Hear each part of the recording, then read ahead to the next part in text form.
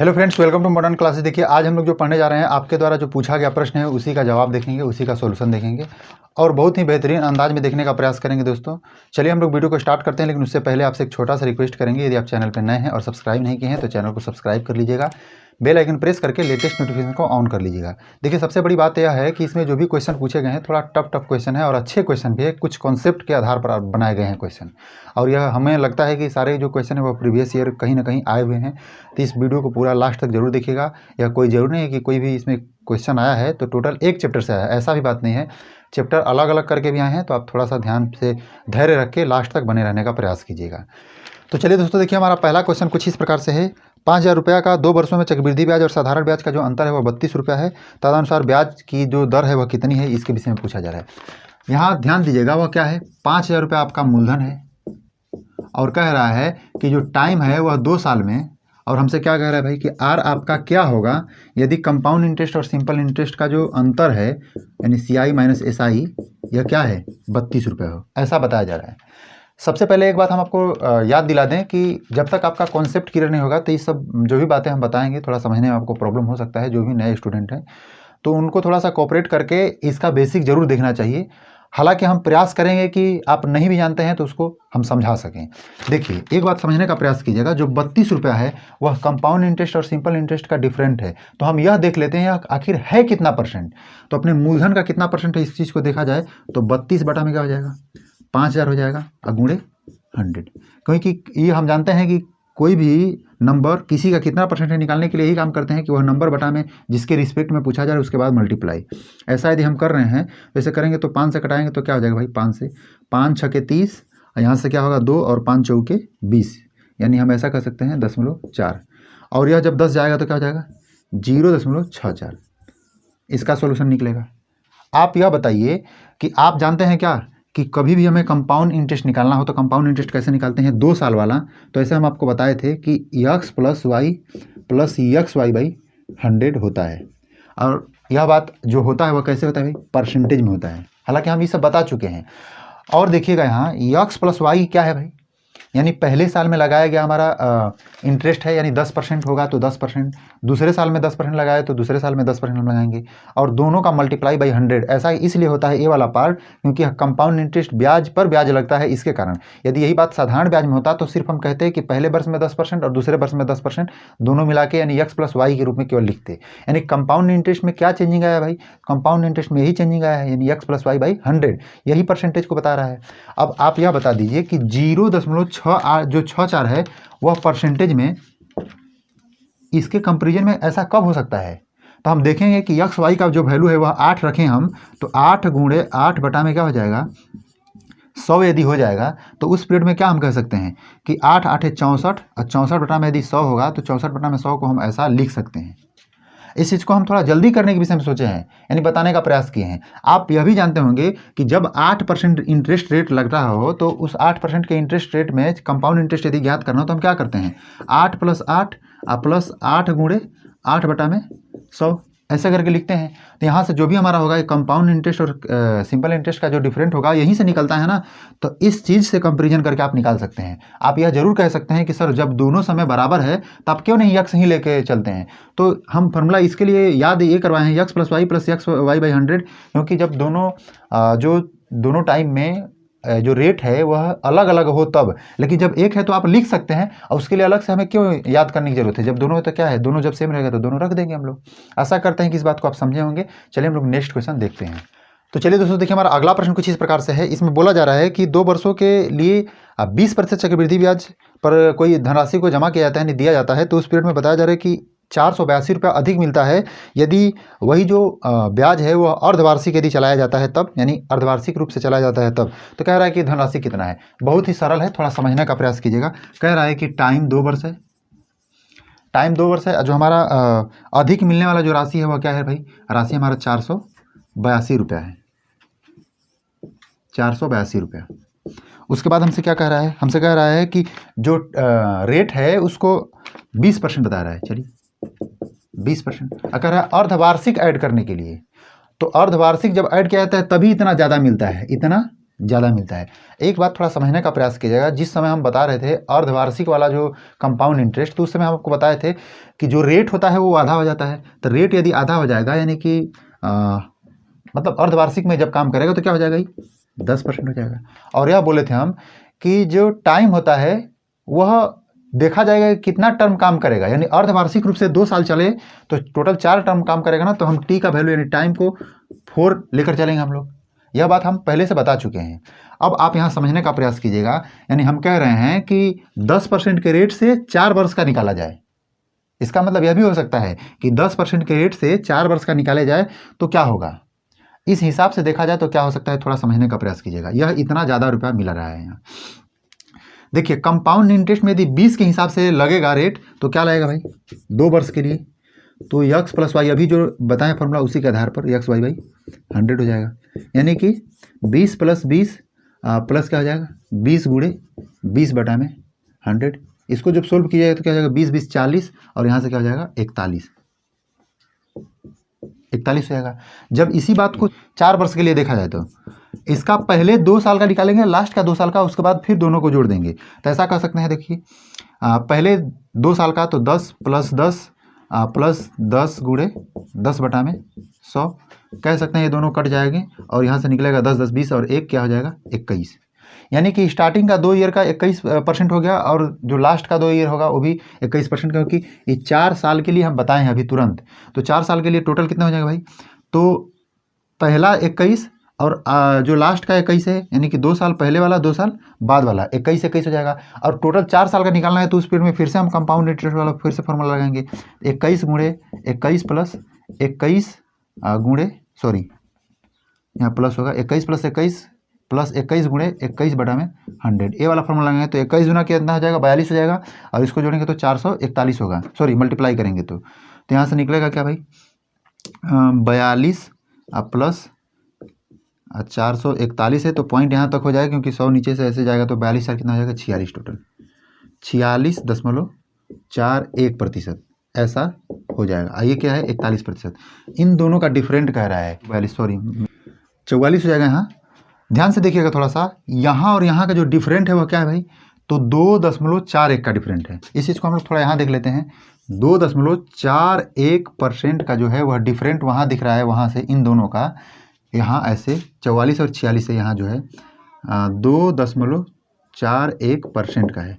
और यही जो डिफरेंट है वह किसको बता रहा है 482 को बता रहा है, यानी इतना किसको बता रहा है 482 को बता रहा है। तो यहाँ से हम 1% का वैल्यू यदि निकालें तो क्या हो जाएगा भाई, 1% का वैल्यू जो होगा 482 अब बटा में क्या हो जाएगा ऐसे, अब मल्टीप्लाई हम 100 करेंगे। ध्यान दीजिएगा ये वाला मल्टीप्लाई हम 100 करेंगे। ऐसा क्यों कर रहे हैं कि जो दशमलव है दोनों दशमलव खत्म हो जाए। यहाँ से 42 गुना कितना हो जाएगा 241 गुना 482 हो जाएगा 2 बार में। यहाँ से हो जाएगा 200 रुपया हो जाएगा टोटल ना 1% का वैल्यू। हमें निकालना क्या है, इसमें निकालना है जो धनराशि है वो कितना है, तो 100% का वैल्यू निकालना है। 100% मतलब कि 200 गुणे 100 यानी कि कितना हो जाएगा 20,000 हो जाएगा। समझ पा रहे हैं, यही आपका आंसर हो जाएगा। हम एक बार रिपीट करते हैं समझाने का यहाँ थोड़ा सा, कि जो टाइम है यदि 2 साल का है तो अर्धवार्षिक रूप से देखा जाए तो टोटल 4 अर्धवार्षिक इसमें सम्मिलित होंगे। जो रेट यदि 20% है तो हमको अर्धवार्षिक लेना है तो उसको आधा कर लेंगे 10%, और देखेंगे कि जब 20% के हिसाब से 2 साल में लगेगा तो 20% के हिसाब से जब 2 साल में लगेगा तो 44% लगेगा। लेकिन 10% के हिसाब से यदि 4 वर्ष में लगेगा तो हमारा 46.41% लगेगा। कैसे लगेगा, एक बार 10% का निकाले तो 21% हो गया, यानी स्टार्टिंग का 2 टर्म वाला 2 अर्धवार्षिक का और उसके बाद का 2 अर्धवार्षिक का 21% हो जाएगा। उन दोनों को फिर से हम मिलाएंगे तो यहाँ से फिर उसी फॉर्मूला के हिसाब से मिलाएं तो इतना हो जाएगा। इन दोनों का डिफरेंट जो परसेंटेज है वह आ रहा है तो उस डिफरेंट परसेंटेज को यहाँ से कंपेरिजन करेंगे और 100% का वैल्यू निकाल देंगे। चलिए हम लोग नेक्स्ट क्वेश्चन देखते हैं। तो चलिए दोस्तों देखिए हमारा अगला प्रश्न कुछ इस प्रकार से है, किसी व्यक्ति ने 5% की वार्षिक दर से चक्रवृद्धि ब्याज पर 3 वर्ष के लिए 6,000 रुपये ऋण लिया। उसने 2 वर्ष में पहले जो है वह 2100 रुपये वापस किया, मतलब 2100 2 वर्ष वह जब जमा किया तो उसके बाद बताया जाए कि जो ऋण से मुक्त होने के लिए तीसरे वर्ष में वह कितना जमा करेगा। पहले समझने का प्रयास कीजिएगा यह क्या है, हम इसको बेसिक से बनाने का प्रयास करें, थोड़ा समझिएगा। यह 6,000 रुपया ऋण लेता है, पहले 6,000 रुपया वो ले लिया है। उसके बाद 5% रेट है, रेट क्या है 5% है। यहाँ तक क्लियर है। और उसके बाद कह रहा है कि 2100 रुपया 2 बार जमा कर दिया और तीसरा बार पूरा पैसा उसे जमा करना है। कितना जमा करना होगा? चलिए पहला साल में हम लोग देख रहे हैं कि पहला साल यदि वह 2100 रुपया जमा किया है तो इससे पहले हम देख लेते हैं कि उसका पहला साल में उसका इंटरेस्ट क्या हुआ। तो देख रहे हैं कि 6000 उसका मूलधन है, ले लिया है। 6000 में वो 5% यदि इंटरेस्ट लगा रहा है तो कितना लगा भाई? 6 5 30, यानी 300 रुपया वह क्या किया, उसका इंटरेस्ट बना। वह जमा कितना किया है भाई? 2100 रुपया जमा किया है। 2100 रुपया जमा करने का अर्थ यह है कि इस 2100 रुपये में दो बातें जमा किया है। 300 रुपया इंटरेस्ट अपना जमा किया है और उसके बाद 18 3 21 यानी 1800 रुपया, माफ़ कीजिएगा 1800 जो रुपया है वह क्या है? अपना मूलधन जमा किया है। यह बात आप समझने का प्रयास कीजिएगा कि यह जो इंटरेस्ट है वह 300 रुपया एक साल में बना, तो वह 300 रुपया अपना इंटरेस्ट जमा कर दिया, 2100 जमा किया तो, और 1800 रुपया अपना मूलधन जमा किया। अब बताइए कि 6000 रुपया वह लिया था, इस 6000 में 1800 जमा कर दिया तो उसके पास बचे कितने भाई? मतलब उसका ऋण कितना है? तो 4200 रुपया बचा है। यहाँ तक क्लियर है? 42 8 कितना है? 50। हाँ ठीक है। अब आप यह समझिए, अब उसका केवल 4200 रुपया है, बाकी सब पैसा जमा हो गया है, इंटरेस्ट वगैरह सब कुछ जमा हो गया है। यहाँ तक क्लियर? उसके जस्ट बाद अगला साल यानी दूसरे साल में फिर से 2100 जमा करता है। तो आप पहले देख लीजिए कि 4200 का 5% होता है कितना है भाई? यानी इसका इंटरेस्ट कितना लगेगा एक साल में, यह हम देखना चाहते हैं।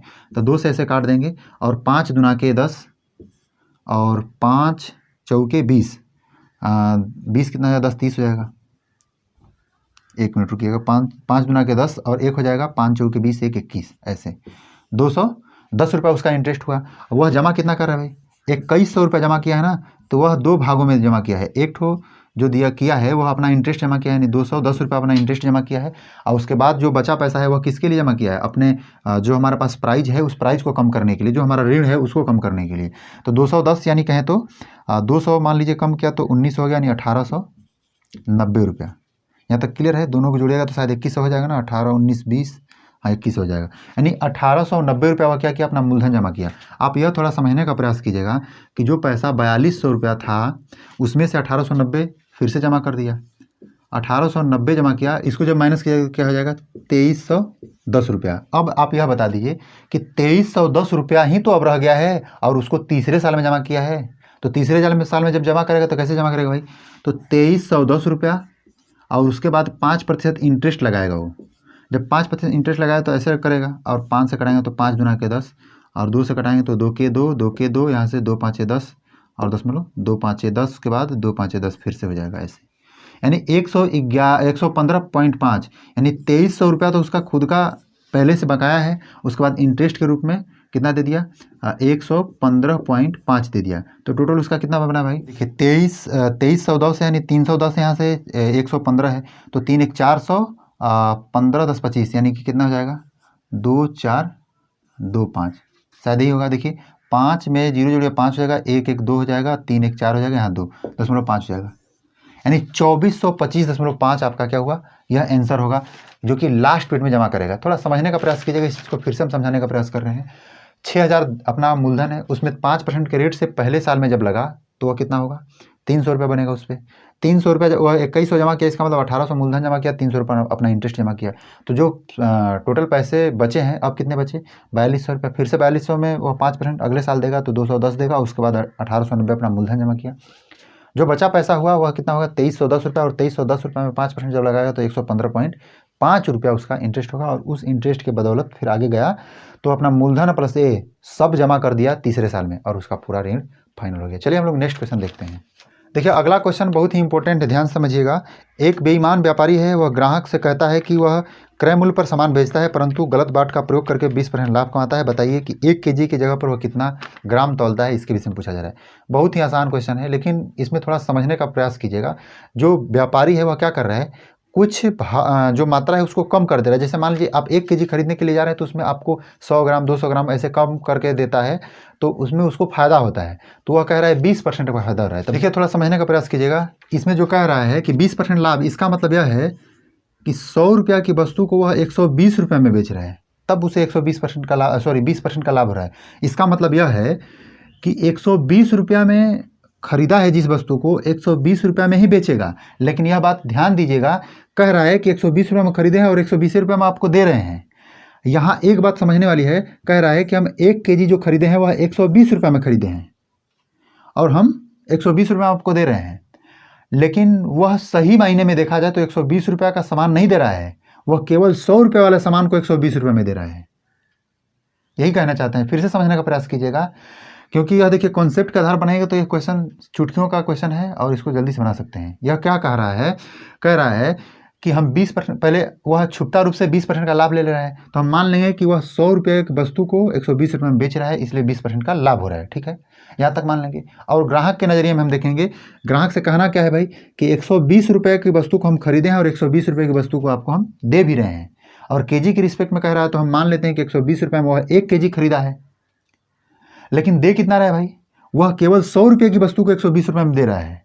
तो 100 रुपये में कितना खरीदा होगा, यह हमसे जानकारी पूछ रहा है ना कि आखिर 100 रुपये में वह कितना खरीदा होगा, यानी कितना तौल रहा है। तो कितना तौल रहा है भाई, तो 100 रुपये के हिसाब से तौल रहा है ना, 100 रुपये में जितना खरीदा है बस उसी को तौल रहा है। तो देखिए 1 kg का भाव है वह 120 रुपया है, तो 1 रुपये में कितना निकलेगा वह मिलेगा, यह बात पता चल जाएगा। और फिर हम 100 से मल्टीप्लाई कर देंगे तो यह निकलेगा कि 100 रुपये में हमें कितना मिलेगा, उसी वस्तु को तौल रहा है। यह जो बात है वह क्या है, किलोग्राम में है, हमें ग्राम में बदलने के लिए 1000 से क्या करना पड़ेगा, मल्टीप्लाई करना पड़ेगा।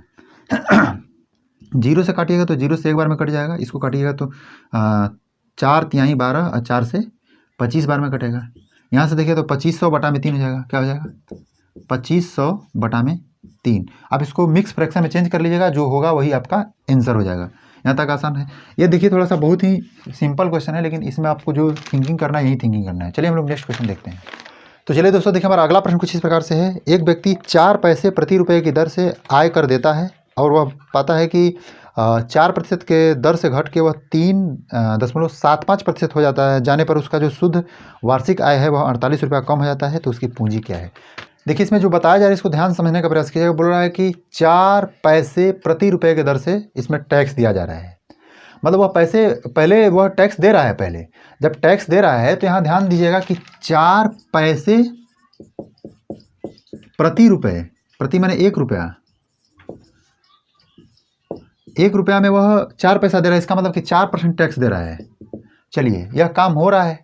उसके बाद कह रहा है कि 4% टैक्स के जगह पे आप 3.75 जो % है उसको लगाया जाता है यदि, तो उसके जो आय हैं उसमें क्या होता है 48 रुपये की कमी आ जाती है। यहाँ परसेंटेज के रूप में देखा है तो 0.25% की कमी आई है। कितना, इसका जो वैल्यू है 48 रुपया है, यानी जो कमी आया है उसको कितना बता रहा है 48 रुपया। तो यहाँ से आप यह बता दीजिए कि इसका अर्थ क्या है कि हमारे घर में कोई धन है और उस धन में हम 4% के हिसाब से पहले दे रहे हैं, और अब हम कह रहे हैं कि हमारे पास जो भी धन है उस धन में हम इतना % के हिसाब से दे देंगे तो हमको 48 रुपये हमारा आय, इसका मतलब कम हो गया है। 48 रुपये कम हो गया तो इसका मतलब 100% निकालने का प्रयास कीजिए पहले। तो 100% निकालेगा तो क्या हो जाएगा भाई, 1% का वैल्यू क्या होगा पहले 48 बटा में क्या हो जाएगा 0.25 हो जाएगा, और उसके बाद यह 1% का वैल्यू होगा। अब हमें 100% का करना है तो हम 100 से मल्टीप्लाई कर देंगे तो यहाँ से क्या हो जाएगा 100% का वैल्यू निकल जाएगा।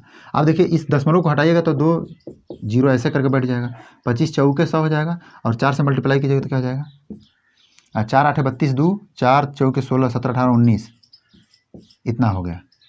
यानी कहने का सिर्फ अर्थ यह है कि उसका 100% अब कितना है, इतना है। लेकिन यह बात ध्यान दीजिएगा कि वह 4% के हिसाब से पहले पैसा दे रहा था, वो जो भी उसका टैक्स है वह दे रहा था, तो 4% के हिसाब से दे रहा था। इसका अर्थ यह है कि यह केवल कितना प्रतिशत है, यह केवल 96% है ना, क्योंकि पहले से जब 4% पैसा दे दिया है वो, तो केवल उसका जो भी अब जो धन बचा है वो केवल कितना है, केवल 96% है। तो इसको 96% मान के आप 100% निकालेगा तो यह पता चल जाएगा कि उसका जो धन है वह कितना % है टोटल। देखिए 19,200 बटा में 96 गुणे कितना आ जाएगा 100। अब इसको कीजिएगा तो कितना हो जाएगा 9 दूना 18, ऐसे करके 2 बार में कट जाएगा। इस प्रकार से क्या आ जाएगा 20 00 ऐसे 00, इतना बार में आ जाएगा, और यही हमारा आंसर बन जाएगा। यह बहुत ही थोड़ा सा इसमें जो लैंग्वेज है वही थोड़ा टफ दिया है, इसी के कारण ही बहुत सारे बच्चे इसको नहीं बना पाएंगे। चलिए हम लोग नेक्स्ट क्वेश्चन देखते हैं। चलिए दोस्तों देखिए हमारा अगला प्रश्न कुछ इस प्रकार से है। 3 संख्याएं यक्स वाई तथा जेड का जो औसत है वह 45 बताया जा रहा है। उसमें यक्स y जो यक्स संख्या है y तथा z के औसत से 9 अधिक है, यह बताया जा रहा है। तीसरा बात बताया जा रहा है कि y तथा z का औसत y से 2 अधिक है, तदनुसार कह रहा है कि यक्स तथा z का अंतर क्या होगा, इसके विषय में पूछा जा रहा है। चलिए, कह रहा है कि यक्स वाई जेड का औसत है वह यक्स वाई जेड, इनका औसत यदि करें तो हम इसके के बटा में 3 करेंगे ना, तो इसका मतलब 45 गुणे हम 3 कर सकते हैं। हम क्या कह रहे हैं इस बात को समझिएगा। उसके बाद कह रहा है कि यक्स वाई और कह रहा है कि जो यक्स संख्या है y तथा z के औसत से 9 अधिक है, y तथा z के औसत से क्या है 9 अधिक है, 9 अधिक है यक्स जो संख्या, यह कह रहा है यक्स जो संख्या है वह यक्स y और z के औसत से 9 अधिक है, ऐसा कह रहा है। यह z है, यह ध्यान दीजिएगा थोड़ा सा। अब इस हिसाब से देखा जाए तो हम ऐसा कह सकते हैं कि यक्स प्लस वाई बराबर क्या होगा, सॉरी y प्लस जेड बराबर, तो y प्लस जेड बराबर ए वाला जाएगा प्लस में हो जाएगा, यानी कि यक्स प्लस 9 हो जाएगा, सॉरी माइनस हो जाएगा, ऐसे यक्स माइनस 9 हो जाएगा, आई 2 है मल्टीप्लाई करके जाएगा ऐसा हम कह सकते हैं। तो y प्लस जेड का वैल्यू हम यहाँ रखेंगे यदि तो क्या हो जाएगा भाई, x plus Y plus z है, तो y प्लस जेड की जगह पे हम रखें इस पार्ट को, तो 2x माइनस 18 हो सकता है क्या, बराबर 45 में 3 से गुणा करें तो कितना हो जाएगा भाई, 3 5 15 और 3 चौके 12, 12 1 13। अब देखिए हम यक्स का वैल्यू निकालना चाहें तो 3x बराबर क्या हो जाएगा भाई, 135 प्लस 18 हो जाएगा। यदि ऐड करें इसको तो क्या हो जाएगा, 35 + 45 5 50 3 53, यानी 153 हो जाएगा। 3 से यदि कटाना हम चाहें तो 3 5 15, 3 के 3 51 हुआ। यक्स का वैल्यू क्या आया, 51 आ गया।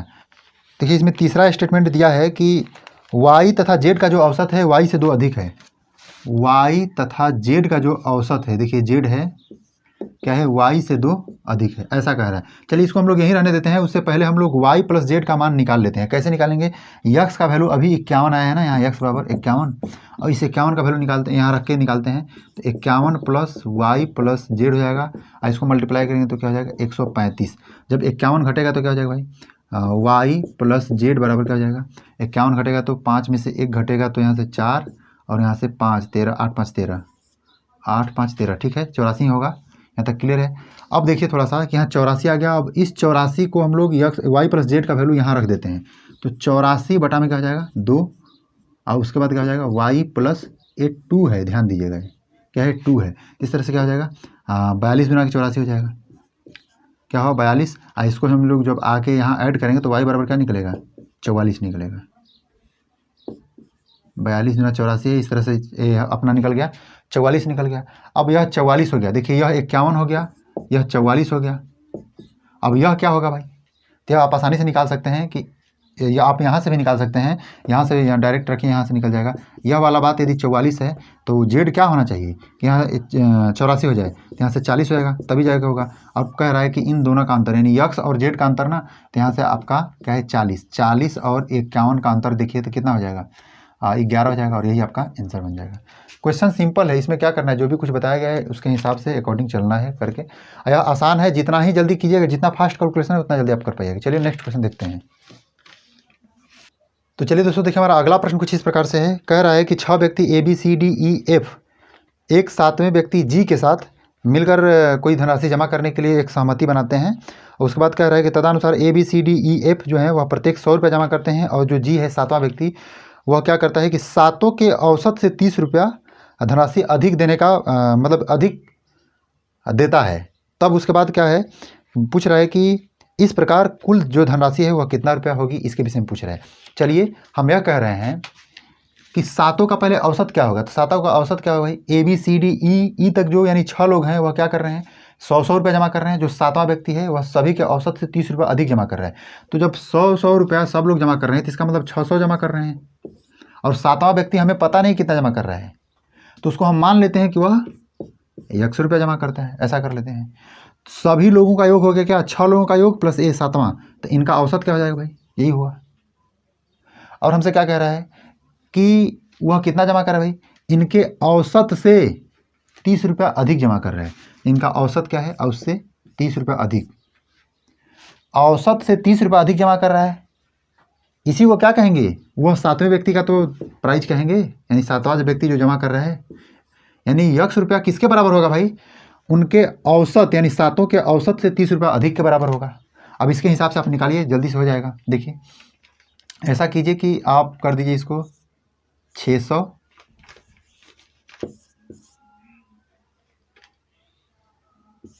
प्लस यक्स हो जाएगा प्लस 7 त्रिक 21, ऐसे करके भिन्न का जोड़ बनाया और कुछ नहीं किया हम। यक्स हो गया, यहाँ से क्या हो जाएगा टोटल 7 एक्स हो जाएगा, यहाँ से 810 हो जाएगा।